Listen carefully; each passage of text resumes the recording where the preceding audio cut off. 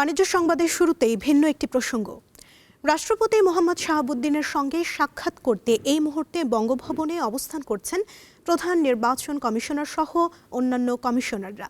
এ বিষয়ে জানাতে বঙ্গভবনের সামনে থেকে যুক্ত আছেন আমাদের সহকর্মী হেদায়েতুল্লাহ সীমান্ত। সিইসি সহ অন্যান্যরা কখন বঙ্গভবনে প্রবেশ করেছেন, আলোচনায় কোন বিষয় প্রাধান্য পেতে পারে বলে আপনি মনে করছেন?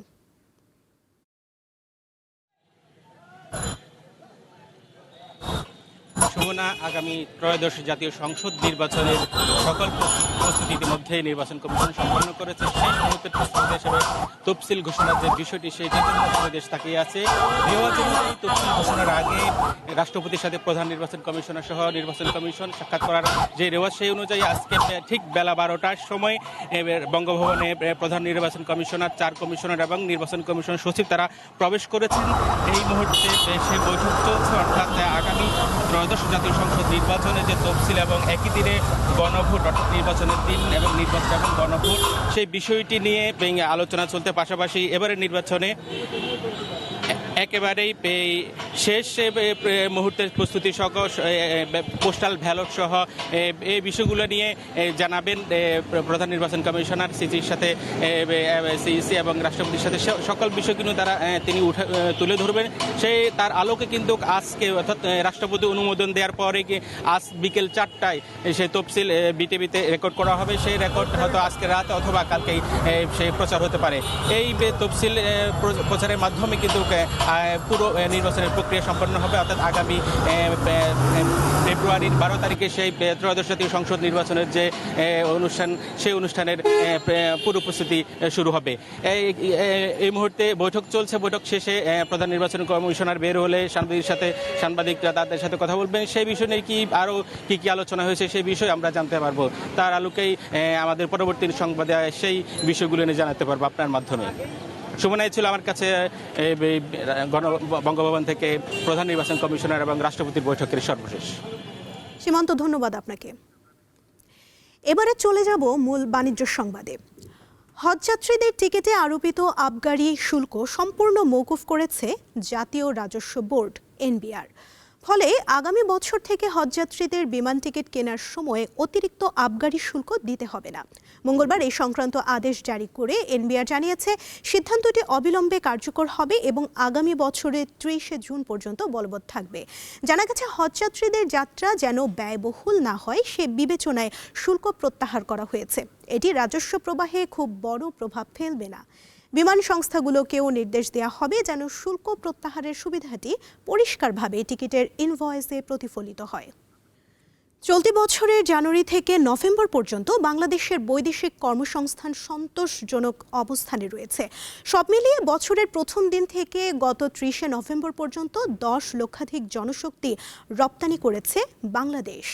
জনশক্তি কর্মসংস্থান ও প্রশিক্ষণ ব্যুরো বিএমডির তথ্য বলছে, গত 11 মাসে বাংলাদেশ থেকে 10,11,882 জন কাজের জন্য বিদেশে পাড়ি জমিয়েছেন, যেখানে গত বছর বিদেশে গেছেন 10,11,856 জন। বিভিন্ন রিক্রুটিং এজেন্সি ও অভিবাসী শ্রমিক অধিকার সংগঠনগুলোর তথ্য অনুযায়ী চলতি বছর মালয়েশিয়ার মতো কিছু ঐতিহ্যবাহী গন্তব্যে বৈদেশিক কর্মসংস্থান কিছুটা ব্যাহত হয়েছে। যদিও নতুন বৈদেশিক চাকরির বাজার চিহ্নিত করা ছাড়াও কয়েকটি দেশে বাংলাদেশি শ্রমশক্তির উচ্চ চাহিদা জনশক্তি রপ্তানিতে বাংলাদেশকে ভালো অবস্থানে পৌঁছাতে সহায়তা করেছে। বেসরকারি ব্যাংকের উৎসাহ বোনাস দেওয়ার ক্ষেত্রে কড়াকড়ি আরোপ করেছে বাংলাদেশ ব্যাংক। এখন থেকে কোনো ব্যাংক নিট মুনাফা না করলে কর্মীদের উৎসাহ বোনাস দিতে পারবে না। পাশাপাশি মূলধন ও নিরাপত্তা সঞ্চিতিতে ঘাটতি থাকলেও উৎসাহ বোনাস দেয়া যাবে না। এছাড়া কেন্দ্রীয় ব্যাংক থেকে নিরাপত্তা সঞ্চিতিতে বিলম্বিত ছাড় সুবিধা নিয়ে থাকলেও উৎসাহ বোনাস দিতে পারবে না। ফলে বেশিরভাগ ব্যাংকের উৎসাহ বোনাস আটকে যাবে বলে মনে করছেন খাত সংশ্লিষ্ট ব্যক্তিরা। বাংলাদেশ ব্যাংক মঙ্গলবার এই সংক্রান্ত একটি প্রজ্ঞাপন জারি করেছে। এতে বলা হয়েছে, ব্যাংকিং খাতের বর্তমান পরিস্থিতি এবং আর্থিক সক্ষমতা পর্যালোচনায় মিথ্যা আয় দেখিয়ে প্রণোদনা বা বোনাস দেয়া হচ্ছে, যা ব্যাংকের আর্থিক সুশাসন এবং সুদক্ষ ব্যাংকিং ব্যবস্থাপনার সঙ্গে সামঞ্জস্যপূর্ণ নয়।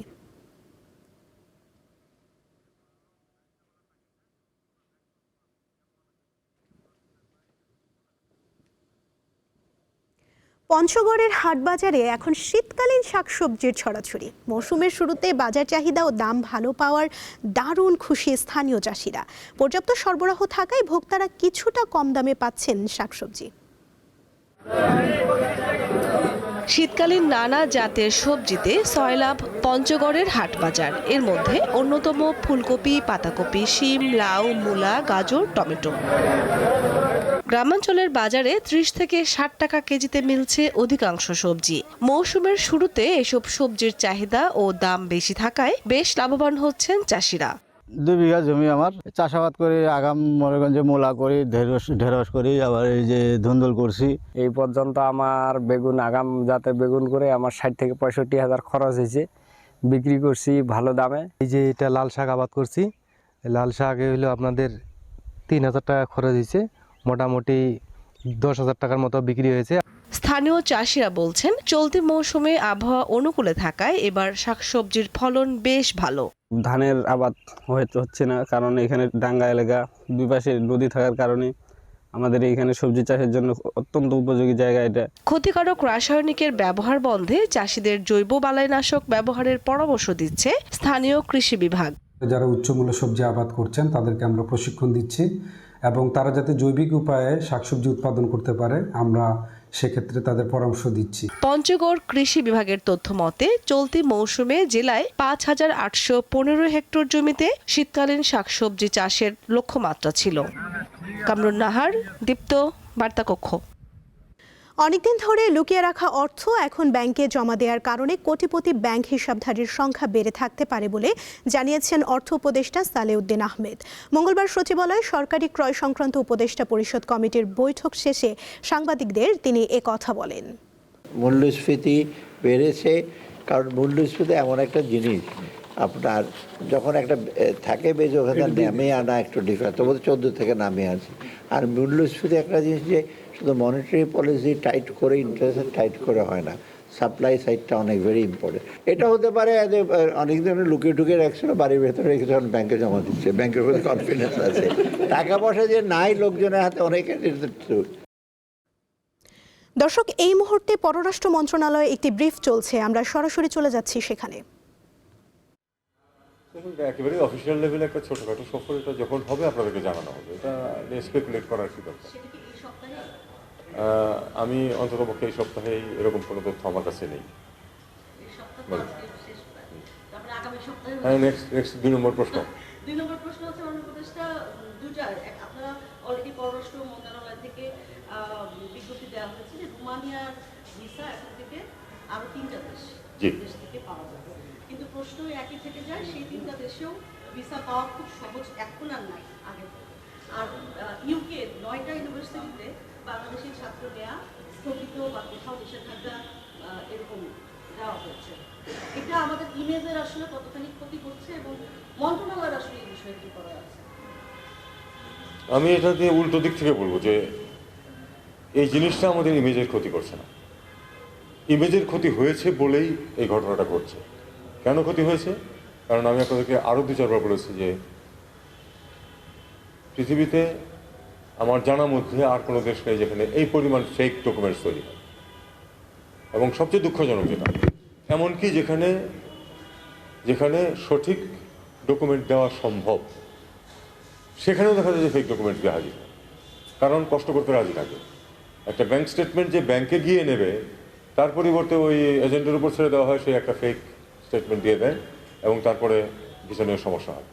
আজকেও আমার একজনের সাথে কথা হয়েছে এবং একই কথা, একই বক্তব্য যে কী করবো বলবো, আমাদের এখান থেকে এত ফেক ডকুমেন্টস। এই ব্রিটেনের ব্যাপারটাও তো আপনারা দেখেছেন যে বলা হচ্ছে যে এমনকি IELTS এর রেজাল্ট পর্যন্ত ফেক সাবমিট করা হচ্ছে।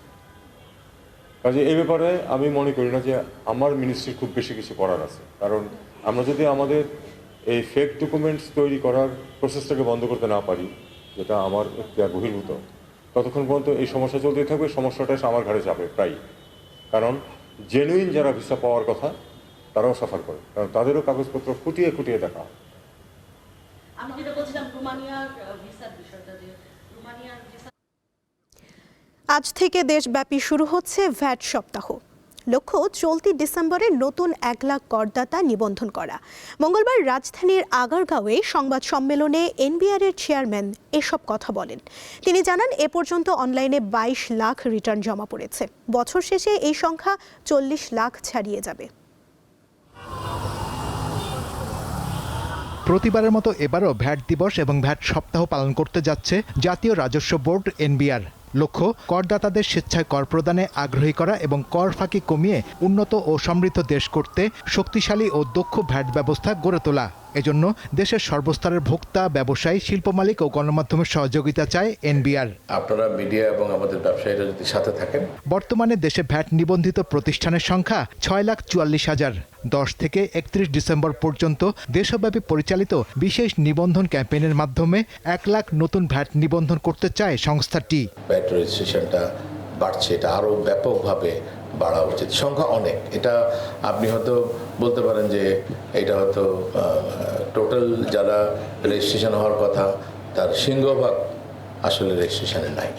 এইটা একটা বড় জায়গা। এই জায়গাটা যদি আমরা ঠিক করতে পারি তাহলে এক সময় আমাদের এই ডিসিপ্লিনটা আমরা আনতে পারবো। দেশে এখন পর্যন্ত 22 লাখ ই রিটার্ন দাখিল করা হয়েছে উল্লেখ করে এনবিআর বলছে, বছর শেষে এই সংখ্যা 40 লাখে উন্নীত করতে চায় তারা। এজন্য ভ্যাট ব্যবস্থাকে ব্যবসায়ীদের জন্য সহজ করার চেষ্টা চলছে। এই বছর আমি আশা করি 40 লাখের মতো রিটার্ন আমাদের এই রিটার্নের মাধ্যমে আসবে। অলরেডি আজকে পর্যন্ত 22 লাখ রিটার্ন অনলাইনে সাবমিট হয়েছে। সো 22 লক্ষ ট্যাক্স পেয়ার যেহেতু মানে কোনো রকমের ঝামেলা ছাড়া ট্যাক্স রিটার্ন জমা দিতে পেরেছে, নিশ্চয়ই আগামী বাকিরাও পারবেন। এনবিআর চেয়ারম্যান জানান, মোবাইল আমদানিতে শুল্ক কমানোর ক্ষেত্রে রাষ্ট্র সিদ্ধান্ত নেবে। শুল্ক অব্যাহতির বিষয়টি এনবিআর এর এখতিয়ারে নেই বলেও জানান তিনি। এনবিআর এর এখন আর সেই সিদ্ধান্ত নেওয়ার ক্ষমতাও নাই। শাহরিয়ার ইমন, দীপ্ত সংবাদ, Dhaka. United I gas LPG লিমিটেডের আয়োজনে দেশের বিভিন্ন অঞ্চলের ডিস্ট্রিবিউটরদের অংশগ্রহণে সম্প্রতি হয়ে গেল 3 দিনব্যাপী বিজনেস পার্টনার মিট 2025। অনুষ্ঠানে কৌশলগত আলোচনা, অভিজ্ঞতা বিনিময়, সম্মাননা প্রদান এবং ডিস্ট্রিবিউটর ব্যবস্থাপনা সমন্বয় সহ নানা বিষয়ে আলোচনা হয়। কক্সবাজারের একটি হোটেলে এর আয়োজন করা হয়। এবারের বিজনেস পার্টনার মিটের মূল প্রতিপাদ্য ছিল together we grow, B the number 1। এবার মোট 43 জন ডিস্ট্রিবিউটরকে বিভিন্ন ক্যাটাগরিতে তাদের অবদানের জন্য সম্মাননা প্রদান করা হয়। পাশাপাশি উইমেন এলপিজি এন্টারপ্রেনারশিপ অ্যাওয়ার্ড 2025 ক্যাটাগরিতে 2 জন নারী উদ্যোক্তাকে বিশেষ সম্মাননায় ভূষিত করা হয়। এছাড়া প্রতিষ্ঠানের ভিশন বাস্তবায়নে অসাধারণ অবদানের স্বীকৃতি হিসেবে সেলস টিমকে প্রদান করা হয় সম্মানজনক বেস্ট পারফর্মার অ্যাওয়ার্ড।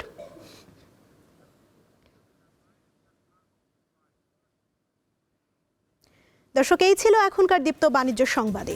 এরপর দীপ্ত আন্তর্জাতিক সংবাদ দেখার আমন্ত্রণ জানিয়ে শেষ করছি। ধন্যবাদ সবাইকে।